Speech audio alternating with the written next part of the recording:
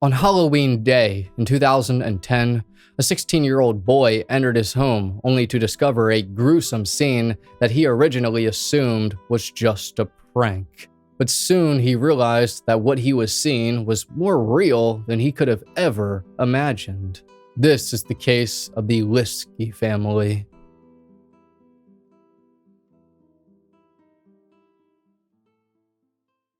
Hello, friend, and welcome to our yearly High Time Crime Halloween special. My name's Joel, and on here I specialize in true crime and also being a kangaroo. But anyway, for today's case, just imagine living with a person who on the outside looked perfectly normal, but on the inside is harboring thoughts of pure evil. That's the experience of the people in today's story, and unfortunately for them, the evil had the last laugh.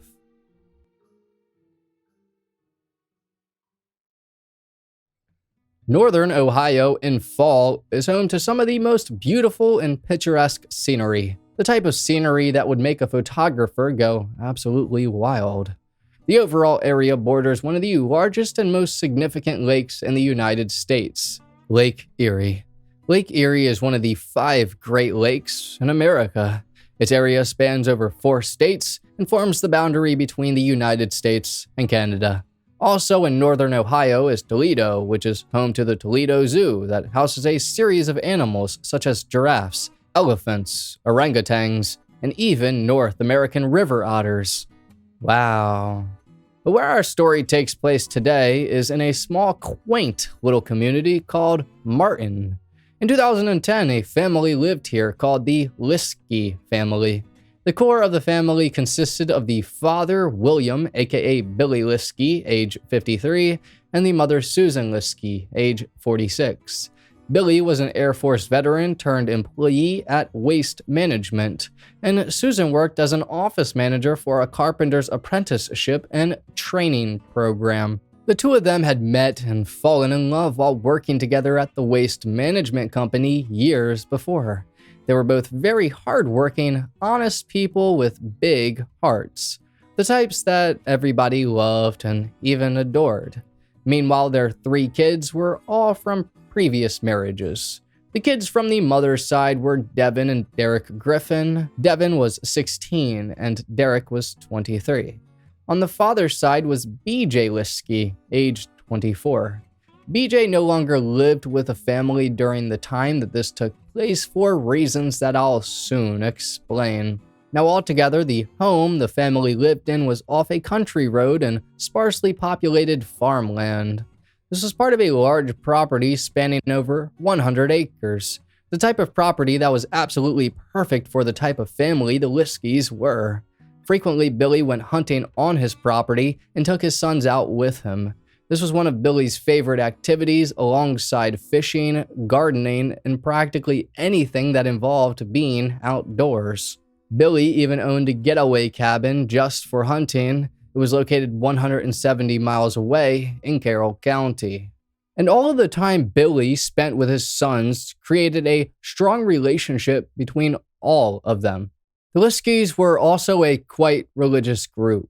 Every Sunday, they went to church, the sons sang in the choir, and they always said their prayers before dinner and at night. So all in all, on a surface level, the Lisys appeared to be, in many ways, the perfect all-American family. Of course, there was only one issue with that idea, and his name was BJ.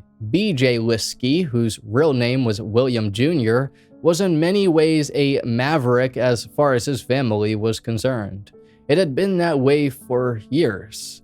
As a kid, BJ was the definition of a problem child. He was constantly getting into trouble at school and bullying other kids.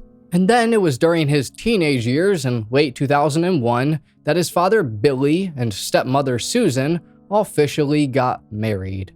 But even from the beginning of their relationship, BJ was really not a big fan of Susan in the slightest. Practically as soon as she got married to his father, BJ began a nasty campaign of hostility towards her. He found his stepmother overbearing. He didn't like being forced to share a home with her, and he was jealous that she took attention away from him. As far as BJ saw it, before his stepmother and her sons arrived, he had the home all to himself most of the time and could do whatever he wanted. Oftentimes, he would even skip school, but then Susan put a stop to that. So as a result of all of this, the pair were constantly arguing and fighting, and BJ's first step for dealing with his anger about this was surprisingly not to target Susan, but to target himself. In 2002, it was reported that BJ attempted to do himself in.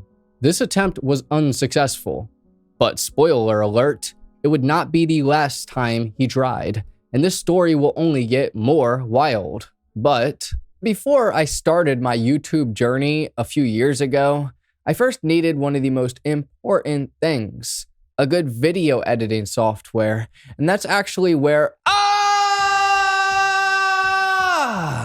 what the heck? Whatever. As I was saying, that's where today's sponsor, Filmora, comes into play.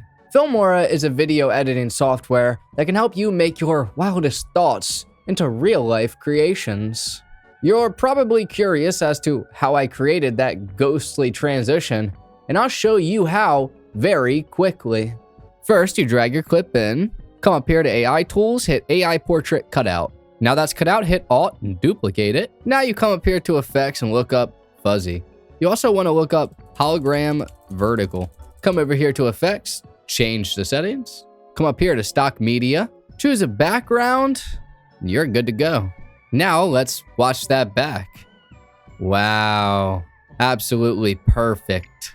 Filmora has a ton of other awesome effects as well that you can easily use to enhance your videos, such as the AI Sound Generator or the AI Video Denoiser. So if you want to make awesome videos with great editing, then go to the link in my description. Thank you to Filmora. Nevertheless, as the years passed and BJ grew older and older, the situation just got progressively worse. In 2004, when BJ was 17, he got drunk and stole his brother's pickup truck one night. Then, unsurprisingly, he crashed the vehicle, and when he returned back home, his stepmother confronted him about it. Shortly thereafter, BJ and Susan got into a violent physical altercation, and the police were called to the family's home. According to records, BJ physically assaulted Susan, striking her hard in the chest before running away once the police arrived. Because of this incident, BJ was ultimately charged with underage drinking, domestic violence, unauthorized use of a motor vehicle, leaving the scene, and failure to control. 2 months later, BJ did something eerily similar. That time, BJ once again got into an argument with Susan, and he hit Susan in the head with a coffee mug before stealing her car and driving away with it. Because of this incident, Susan decided to press charges against him for robbery and assault. But during the trial, BJ's defense team had him plead not guilty by reason of insanity. Shortly thereafter, BJ was officially diagnosed with schizoaffective disorder, and the state dropped the charges against him. By the way, schizoaffective disorder is like a combination of both schizophrenia and bipolar disorder. People who have it, such as BJ, experience hallucinations and extreme periods of mania and depression. Anyway, so by this point, it became clear that BJ needed some form of professional help. Soon, his father Billy had sent him to a mental health group home. But even here, while he was surrounded by people who were supposed to be helping him, he was a part of multiple incidents that required police to be called. One of which was a fight with his own father during a visit. However, once he returned to his own home, BJ went right back to his old ways. Later that same year, in 2004, BJ physically attacked Susan while she was in the middle of taking a shower. And although Susan managed to defend herself, the incident left her traumatized and feeling unsafe in her own home. So after 3 violent physical altercations involving Susan, this was the last straw for Billy. Soon, Billy kicked his son BJ out of the family's home entirely. Billy was a good, loving father, but at some point, enough was enough. He had to do what he had to do. Still, despite it all, Billy never gave up on his son entirely. Throughout the next few years, he maintained frequent contact with BJ and provided him with whatever help he needed, such as money, transportation, and work. Meanwhile, BJ's condition worsened. While he was taking medication for his mental health issues, BJ would sometimes go off of them for periods of time. And during these periods of time, he developed a dependency on and alcohol. And as you all know, mental problems and substance abuse issues are not a good combination. So during this period, BJ still saw his family here and there, including Susan. But naturally, his relationship with them had become very tense. They were all scared of him, and that fear was for good reason. Not only was BJ violent, but overall he just had a very negative personality where he acted really depressed and was just unpredictable, like someone who could snap at any moment. Then in 2007, BJ went through yet another bad mental episode and was even hospitalized as a result and kept under 24/7 watch. Clearly, BJ was a danger to himself and others, but once again, Billy loved his son, so he soon chose to file for guardianship. This would be the only way Billy could get BJ discharged from the hospital. Before long, Billy came up with the idea of building a new house exclusively for BJ on the property they lived on. But eventually, BJ and the state just settled on a bit of a compromise. BJ was released from the hospital and went back to a mental health group home, but he would still be able to visit his father every now and again. But still, this arrangement put the entire Lisy family in danger, and not just them, but others as well. Within the next few years, multiple strange reports started emerging from some of the Lisy neighbors, claiming that their pets were going missing.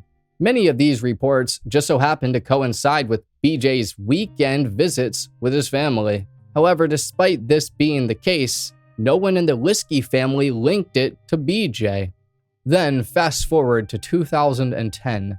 By then, BJ was still living in the group home in Sandusky, which is a little less than an hour away from Martin. Early that year, BJ's stepbrother Derek was arrested for a minor crime, and when BJ got news of this, he demanded to know why Derek wasn't kicked out of the house like he had been.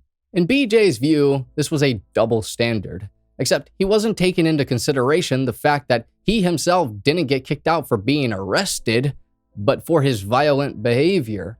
Either way, later in the year, he was going to get his revenge for this perceived double standard, no matter what the cost. On the day before Halloween of 2010, Billy picked up BJ from the group home and took him out to spend some quality time with his son. Together, the two of them went hunting out at Billy's cabin and bonded over hunting and all of the usual stuff they talked about. Then later that night, they had some drinks with one of Billy's neighbors by the name of Mark. By all appearances, everyone in the group enjoyed the little get-together. But before leaving that night, Mark took Billy aside and told him about his concerns regarding the local pets going missing. Mark told Billy that he thought it was possible, given his history, that BJ may have been the one responsible. But Billy told Mark that there was no way BJ would do anything like that. Yeah, sure, he had his issues, but he wasn't the type who could kill. So after brushing off his neighbor's concerns, Mark left and Billy went back inside his house and regrouped with BJ. Upon recognizing how drunk and tired they both were, Billy chose not to drive BJ back to the group home. Instead, he found BJ a blanket and had him sleep on the couch overnight, with the intention being that Billy would just drop him back off the next morning. All in all, BJ seemed like he was in a good place, at least on the surface, better than he had been in a long time. He was laughing, smiling, and acting normal for once. But the truth was a lot darker than he let on.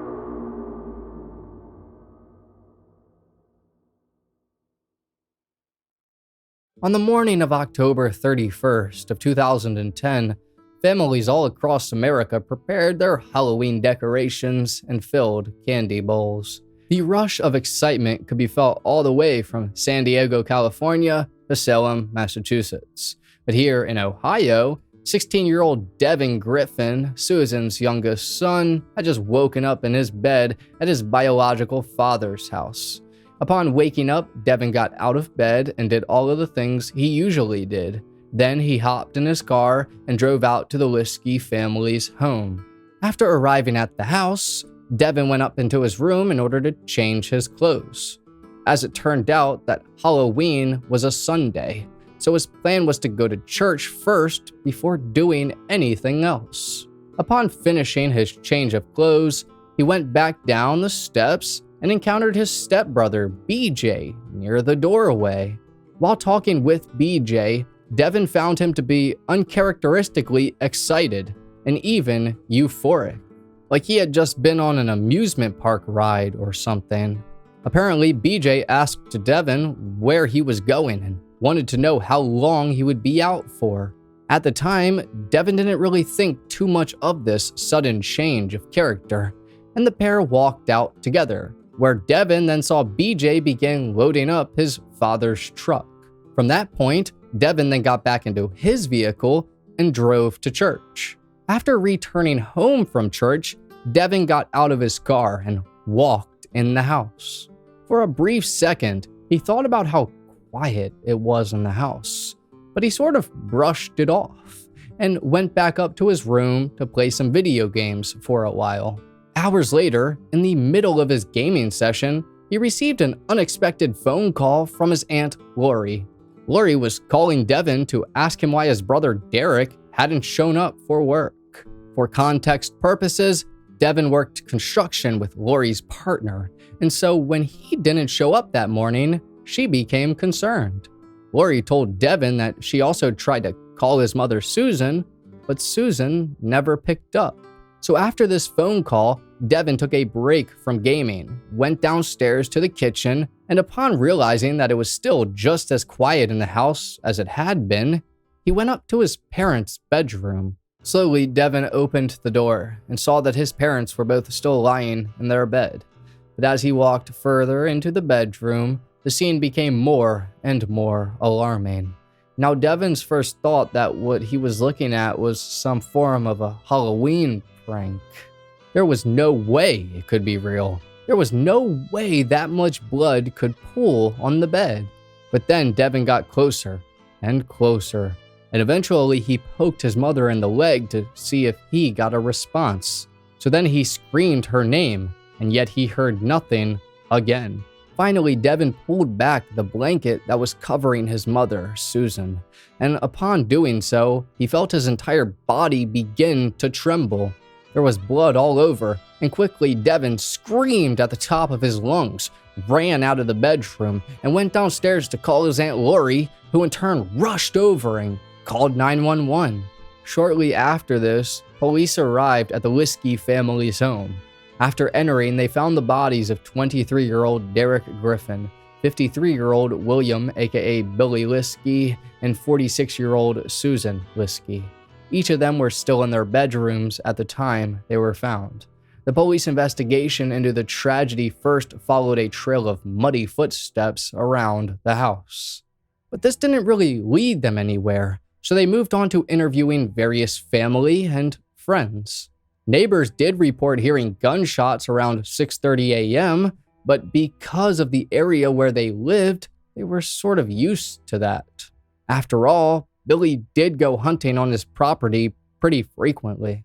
Nevertheless, because of their prior concerns about Billy's son, the name BJ Lisy was brought up repeatedly, and naturally he became the primary culprit. But where had BJ gone after speaking with his brother Devin that morning? Well, that was the million-dollar question. Police knew from Devin and his Aunt Lori that BJ had spent the night over the house and had been there hours earlier. They also knew he had a storied history of violence and mental issues. And they also knew that Billy's Ford F-150 was missing from its usual spot outside the home. So everything pointed in one direction. And that direction was 150 miles away in Carroll County. It was here at Billy's remote cabin where police finally found BJ Lisy. When they arrived, he was on the porch, huffing a cigarette and about to eat a Subway sandwich. But unfortunately for BJ, he never got to eat that sandwich because police were about to take him away in handcuffs. Now, as for what exactly happened on that horrible morning, well, as we talked about, BJ spent the previous day with his father and then slept the night over the house. After waking up early in the morning before the rest of his family, he then grabbed a claw hammer and a .22 caliber rifle. His following destination inside the home was to his brother Derek's bedroom. Upon sneaking in, BJ walked up to the sleeping Derek and began hitting him in the head with the claw hammer repeatedly. Evidently, BJ was able to do this pretty quietly because it didn't wake anyone up. In fact, once he exited the room, BJ was even able to shut the door and lock it before moving on to his next targets, his parents. So after tiptoeing out of there, BJ gradually made his way to his parents' bedroom. First, he slowly creaked the door open and then began to enter. By now, BJ was holding the .22 caliber rifle in his arms, and as he got closer and closer to the bed, he got his sights ready. Then, without hesitation, BJ pulled the trigger one by one and murdered his father Billy with 5 shots. Next, he moved on to his stepmother Susan and shot her 3 times. After killing Susan, he also assaulted her, which is one of the most horrible aspects of this entire crime. But once BJ was finished here, he stole his father's wallet, picked the gun shells up from the floor, and carried them with him back downstairs. Later that morning, he would then end up speaking to his brother Devin before he left the home entirely. Meanwhile, throughout the entire time, Devin was getting dressed, talking to BJ, and playing video games. His parents and older brother were lying dead in the other rooms. He never even suspected a thing. But after BJ had finished killing his family and speaking to Devin, BJ stole his father's truck and escaped from the area. On his way to his getaway destination, he bought lunch at Subway and then drove out to the cabin, and the rest is history. BJ got caught and was put in the back of a police car and sent to jail. Now, in a strange coincidence, on the following day that the Lisy family were murdered, Billy Lisy's sister, Son Dunmeyer, ended up passing away as well. Evidently, a fire broke out in her home's garage, and she was unable to escape. As for BJ Lisy, the culprit of his family's murder, he was given a life sentence in prison and convicted on 3 counts of aggravated murder. Then finally, on March 31st of 2015, he was found dead in his prison cell. Unlike his unsuccessful attempt to do himself away in 2007, this time he was successful. And all I have to say about that is good riddance. But anyway, what happened in this case was an awful tragedy. The Lisys were a normal, hard-working family like any other. Billy Lisy was not too different from many fathers. He was a hunter, a blue-collar worker, and someone who, more importantly than anything, loved his family. It's important to note that BJ's father, Billy, did everything humanly possible to help his son. He was extremely supportive and went above and beyond, and even when it appeared like his son was too far gone, he never gave up. But how did his son pay him back?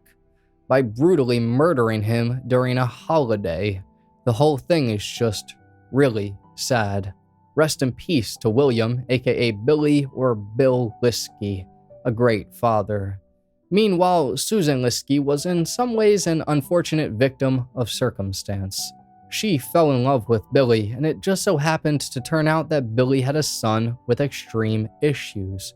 But that never stopped her from being a loving mother to her family and a dependable person at work, and a devout member of her local church.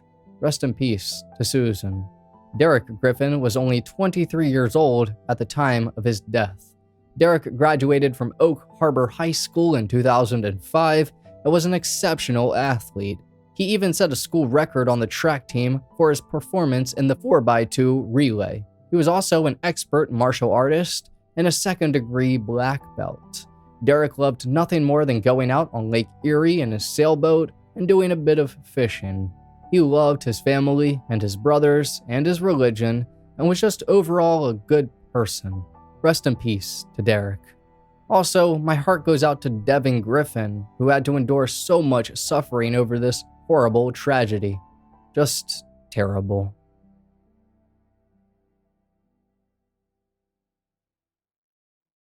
But anyways, thank you for watching this episode of High Time Crime. If true crime is your thing, then please like and subscribe because it's all we do.